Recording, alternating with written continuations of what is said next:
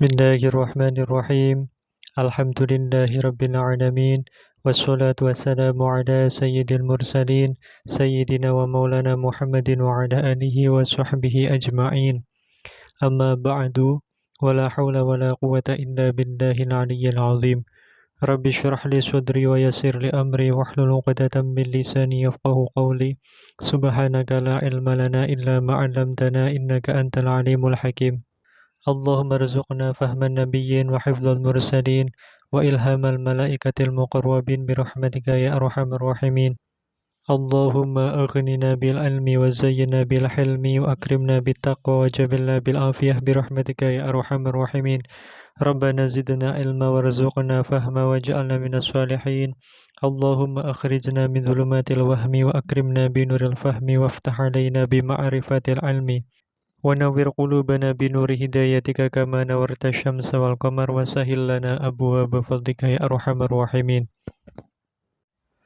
Qala al-mu'allifu rahimahullahu ta'ala wa syu'batu utawi cabang iman at-tasi'atu kang kaping 9 wal arba'una lan 40 iku ta'atu ulil amri iku manut dumateng ulil amri fi amrihim ing dalem perintahe ulil amri al-wadhihi kang pertelo al-jari kang lumaku ala qawaidi syar'i ing atase pira-pira kaidah atau pelanggaran-pelanggarane syara' wa nahyihim lan ing dalem nyegahe ulil amri kadzalika kaya dene mengkono-mengkono amrihim al-wadih al-jari ala qawaidi syar'i fatajibu mongko wajib apa ta'atuhum manut ulil amri ala jami'ir ra'aya ing atase sakabehane pira-pira rakyat zahiran ing dalem zahire wa batinan lan ing dalem batine li qaulihi krana dawuhe Allah ta'ala hale maha luhur sapa Allah ati'ullah wa ati'ur rasul wa ulil amri minkum ati'u manuta sira kabeh Allah ing Allah wa ati'u lan padha manuta sira kabeh ar-rasul ing utusane Allah wa ulil amri lan ulil amri minkum saking sira kabeh. Asy-Syaikh Nawawi Al-Bantani rahimahullahu ta'ala di dalam kitab Qami'ut Tughyan ala Manzumah Syu'abil Iman menjelaskan bahwa cabang iman yang ke-49 adalah menaati ulil amri, baik itu di dalam perintahnya ulil amri ataupun juga di dalam larangan-larangan ulil amri tersebut. Dengan catatan, perintah dan larangan ulil amri itu adalah perintah yang jelas dan juga perintah yang berjalan bersesuaian dengan kaidah-kaidah syara'. Dalam arti, ketaatan yang menjadi cabang iman yang ke-49 ini adalah ketaatan terhadap ulil amri di setiap perintah maupun larangannya kepada rakyat selama perintah dan larangannya itu tidak bertentangan dengan kaidah-kaidah syara'. Maka Asy-Syaikh Nawawi rahimahullah mengatakan, wajib bagi seluruh rakyat, bagi seluruh warga untuk menaati ulil amri zahiran wa batinan, secara zahir dan batin. Hal ini berdasarkan firman Allah Subhanahu wa taala, "Athi'ullaha wa athi'ur rasul wa ulil amri minkum." Lalu ulil amri itu siapa? Qala al-muallifu rahimahullahu taala, wa hum utawi ulil amri iku al-ulama'u pira-pira wong alim, ulama wal umara'u lan pira-pira penguasa. Syekh Nawawi rahimahullah mengatakan, makna ulil amri di dalam ayat Ati'ullaha wa ati'ur rasul wa ulil amri minkum adalah ulama dan juga umara, yaitu ulama dan juga pemerintah atau penguasa. Hal ini juga berdasarkan sabda Rasulullah sallallahu alaihi wasallam. Qala al-mu'allifu rahimahullahu ta'ala wali qawlihi lan krono dawuhipun Kanjeng Nabi sallallahu alaihi wasallam, man sapa wonge ata'a manut sapa man amiri ing penguasa ingsun faqad ata'ani mongko teman-teman manut sapa man ing ingsun wa man aso wa man lan sapa wong aso kang bangkang sapa man amiri ing penguasa ingsun faqad asoni mongko teman-teman bangkang sapa man ing ingsun lakin la yuta'u tetapine ora kena dianut sapa amiri fil haram ing dalam perkara kang haram wal makruhi lan perkara kang makruh. Asy-Syaikh Nawawi rahimahullahu taala mengutip sabda Rasulullah sallallahu alaihi wasallam, "Man ata'a amiri faqad ata'ani, wa man asa amiri faqad asani. Lakin la yuta'u fil harami wal makruh." Barang siapa yang taat kepada pegawai pemerintahanku, maka sungguh dia telah menaatiku. Dan barang siapa yang telah membangkang kepada pegawai pemerintahku, maka sungguh dia telah membangkang kepadaku. Akan tetapi, pegawai pemerintahanku itu tidaklah ditaati di dalam keharaman dan juga kemakruhan. Maka dari hadis ini dapat diambil ibrah bahwa kita kaum muslimin dituntut untuk mentaati pemimpin kaum muslimin secara zahir dan batin selama perintah maupun larangan dari pemimpin kaum muslimin tersebut bukanlah perintah ataupun larangan di dalam perkara yang tidak sejalan dengan syariat. Jadi, ketika pemimpin kaum muslimin memerintahkan kaum muslimin untuk melakukan keharaman atau misalnya meninggalkan kewajiban, maka ini adalah contoh perkara yang tidak perlu untuk diikuti oleh kaum muslimin. Lalu bagaimana ketika perintah atau larangan yang datang dari pemimpin kaum muslimin itu termasuk perkara yang mubah atau perkara yang boleh?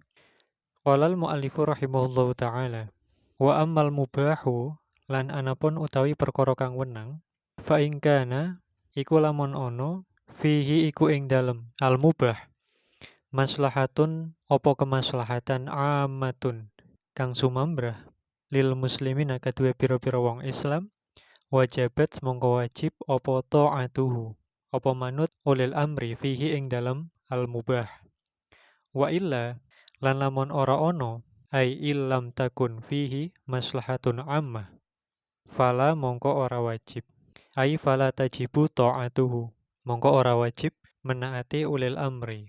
Falau nada mongko lamun undang-undang sopo ulil amri bi'adami syurbid dukhoni kelawan ora onone ngombe dukhon atau menghisap rokok, al ma'ruf kang kinawerwan al ana ing dalem saiki wajabat mongko wajib alaihim ing atase rakyat apa ta'atuhu apa manut ulil amri li'anna fi ibtalihi kronos tuhune iku ing dalem batalake syurbid dukhon maslahatan ono kebagusan ono kemaslahatan amatan kang sumambrah idh fi ta'atihi krono ing dalem nekani syurbid dukhon khisatun utawi asor lidzawil hayati kadue wong kang duweni tingkah wa wujuhin nasi lan piro-piro arahe menungso.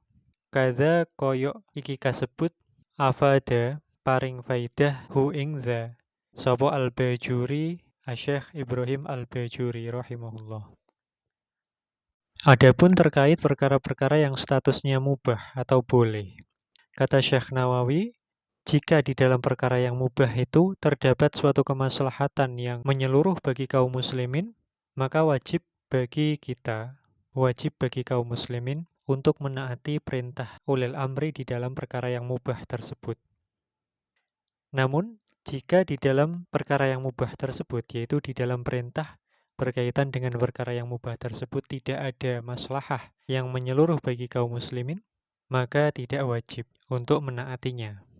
Syekh Nawawi rahimahullah mencontohkan, jika pemerintah misalnya, ulil amri, menghimbau kepada rakyat untuk tidak menghisap rokok, yang sudah kita ketahui saat ini, maka wajib bagi rakyat, bagi kaum muslimin untuk mentaatinya. Wajib untuk meninggalkan, mengkonsumsi atau menghisap rokok. Kenapa kok demikian? Li'anna fi ibtalihi maslahatan ammah. Karena di dalam perintah untuk menjauhi menghisap rokok itu terdapat kemaslahatan yang umum, kemaslahatan yang dapat dirasakan oleh kaum muslimin secara umum. Di sisi lain, Asy-Syaikh Nawawi Al-Bantani mengatakan bahwa merokok itu juga tidak pantas bagi orang yang memiliki kemuliaan dan juga bagi umumnya orang. Demikian ini yang juga dijelaskan oleh Asy-Syaikh Ibrahim Al-Bajuri rahimahullahu ta'ala. Selain itu, menaati instruksi atau perintah ataupun kebijakan dari pemerintah, dari ulil amri, di mana perintah atau kebijakan tersebut tidaklah melanggar syariat Islam, tidak bertentangan dengan kaidah-kaidah syarak, maka ini juga tercakup ke dalam keumuman hadis Ishfa'u faltu'jaru. Hadis ini diriwayatkan oleh Imam Al-Bukhari dan Imam Muslim di dalam kitab Sahih Al-Bukhari dan Sahih Muslim. Ishfa'u faltu'jaru. Berilah pertolongan, niscaya kamu akan diberikan ganjaran. Pada hadis ini terdapat pelajaran istihbab syafa'ah fi ma laisa biharamin. Anjuran untuk memberikan pertolongan di dalam perkara-perkara yang tidak haram. Termasuk juga anjuran ini berlaku kepada ashabil hawaij, jadi orang-orang yang memiliki kebutuhan, orang-orang yang memiliki hajat. Baik itu pertolongan yang diberikan kepada penguasa ataupun selainnya. Imam An-Nawawi rahimahullah di dalam kitab syarah beliau atas Sahih Muslim menjelaskan sawa'un kanat asyafa'ah ila sultanin wa walin wa nahwihima am ila wahidin minan nas. Termasuk juga pertolongan itu diberikan kepada seseorang. Itu juga dianjurkan.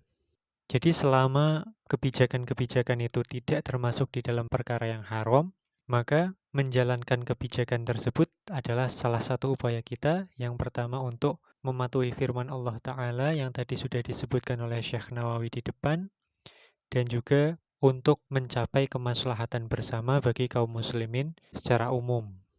Yang ketiga adalah dalam rangka mengamalkan hadis Nabi Ishfa'u faltu'jaru, untuk menolong sesama kaum muslimin, untuk mendukung program-program yang di dalamnya kita sama-sama berusaha untuk memberikan manfaat dan kemaslahatan bagi umat secara umum. Nah, demikian ini adalah sudut pandang syariat melihat kebijakan ataupun instruksi yang dibuat oleh penguasa ataupun ulil amri dalam hal ini. Maka sebelum kita memberikan komentar ataupun sebelum kita memberikan tanggapan terkait apapun itu yang berkaitan dengan kebijakan-kebijakan pemerintah, baik itu pusat maupun daerah, hendaknya kita melihat dari sisi syariat terlebih dahulu. Nah, kita tidak mungkin bisa melihat dari sisi syariat kalau kita tidak ngaji, kalau kita tidak mengetahui duduk perkaranya dari sudut pandang syariat. Jadi, sebaiknya, dan ini juga berkaitan dengan salah satu cabang iman yaitu hifdzul lisan, maka kita hendaknya bisa melihat suatu kebijakan itu dari sisi yang lebih objektif, yaitu dari sisi keilmuan dan juga dari sisi kemaslahatan. Qala al-mu'allifu rahimahullahu ta'ala, faqulun nazim wa ulil umuri ilahuna wallahu a'lam bisawab. Subhanakallahumma wa bihamdika asyhadu an la ilaha illa anta astaghfiruka wa atubu ilaik. Subhana rabbika rabbil izzati amma yasifun wa salamun alal mursalin walhamdulillahi rabbil alamin.